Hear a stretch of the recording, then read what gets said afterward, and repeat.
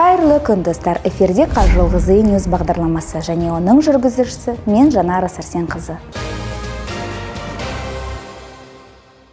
Қажылғызы ғалымдары жолдағы шаңды азайтуға арналған инновациялық Q-Smart Anti-Dust материалдар желісін ұсынды. Топтама әртүрлі жол жағдайына бейімделген 3 жаңа реагенттен тұрады. Q-Smart Anti-Dust жасанды жабындар мен уақытша жолдарға арналған амбипап реагент. Q-Smart Anti-Dust полимер коррозияға қарсы қасиеттер бар полимерлі құрам. Q-Smart Anti-Dust Black Road карьерлерге мен қоймалар алып баратын жолдар уақытша жолдардың шаңын басуға арналған қараю әсері бар реагент.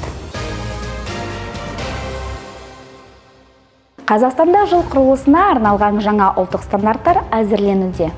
Бұл құжаттар асфальтобетон жамылғыларына қажетті материалдарды таңдау кезінде климаттық ерекшеліктер мен көлік жүктемесінің қарқындылығын ескеруге мүмкіндік береді. Жаңа стандарттар еліміздің ызғары климат жағдайында жолдардың ұзақ мерзімділігі мен пайдалану беріктігін арттыруға бағытталған. Айта кетсек, стандарттар жобаларының ұлттық стандарттау органының ресми сайтында ksm.kz порталындағы КРСТ жобалары талқылау бөліміндегі танысуға болады.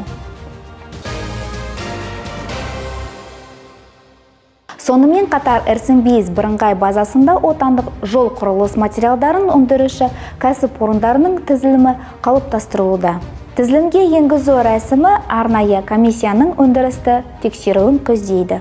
Комиссия құрамына ведомстволық бағынысты ұйым өкілдері кіріп, кәсіпорындарының өндірістік қуатыны жабдықтарын және технологиялық процестерін жан-жақтан зерделейді.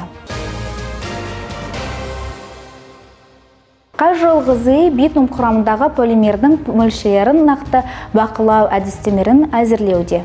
Қазақстан Республикасы Көлік министрлігі автомобиль жолдары комитетінің тапсырмасымен Қажылғызы асфальтобетон қоспаларына арналған битумды тұтқырғыштардағы полимердің сандық мөлшерлерін анықтау тақырыбында ғылыми зерттеу жұмысына кірісті.